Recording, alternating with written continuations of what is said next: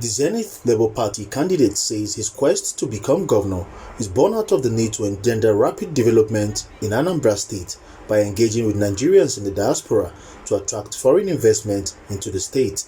Obiora Okonkwo says if elected, he will create the enabling environment and improve the security architecture to make the state a choice destination for investors.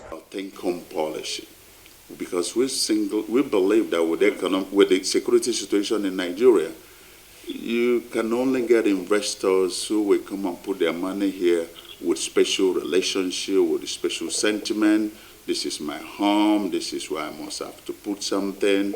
This is a governor who is credible. So with that, we should be able to create an enabling environment for them to be able to invest. Not only to invest financially, but also to come home and impact the knowledge they have acquired overseas. I've engaged some of these people we are targeting before this program.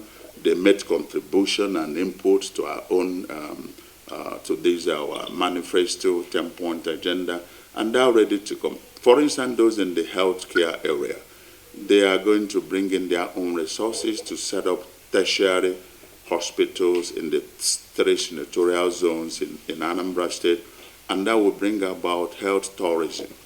These are medical doctors who have studied in Nigeria to some extent, and some of them in the US, but they had located to America.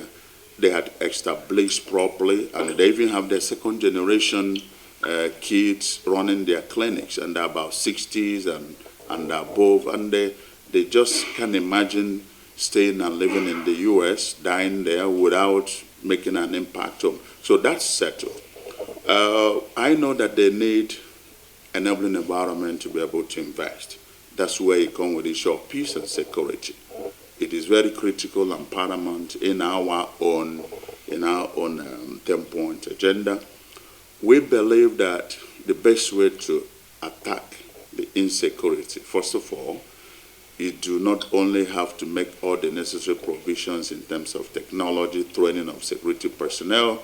We're also going to engage both informal arrangements. We have had community policing before now, not necessarily by official policemen, but the vigilantes and all that.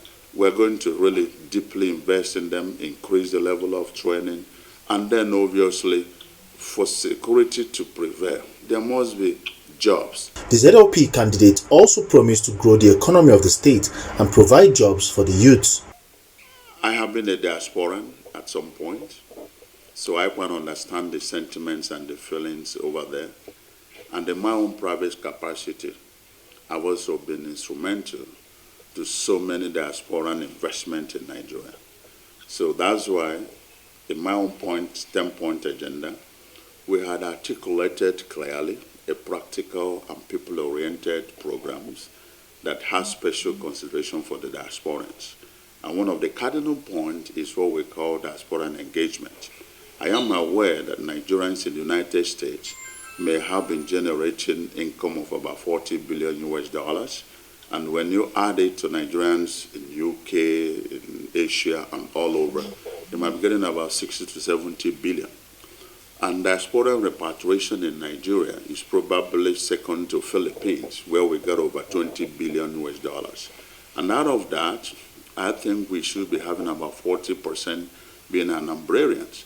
So for that reason, the engagement is such that we should recognize the economic power of the diasporans, the technical knowledge they have, which is really needed for rapid development in Anambra State, southern region in particular.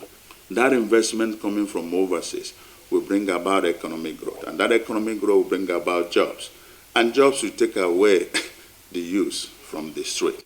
The Zenith Labour Party candidate added that the APGA administration has failed to bring any meaningful transformation to the state in 16 years, hence the need to vote them out. Chukwebuka, Ibodo.